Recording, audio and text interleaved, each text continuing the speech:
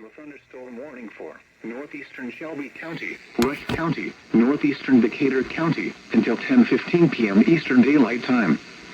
At 9:41 p.m. Eastern Daylight Time, a severe thunderstorm was located 8 miles northeast of Shelbyville, moving east at 40 miles per hour.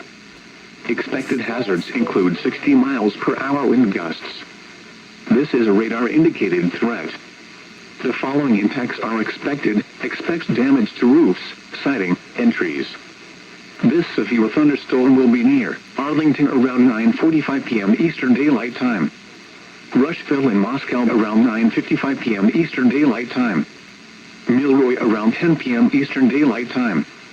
Other locations in the path of this severe thunderstorm include New Salem, Clarksburg, and Lake Santee.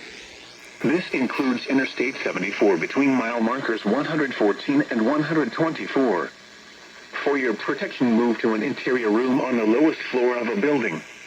Repeating, a severe thunderstorm warning has been issued until 10:15 p.m. Eastern Daylight Time for the following counties in Indiana: Decatur, Rush, and Shelby.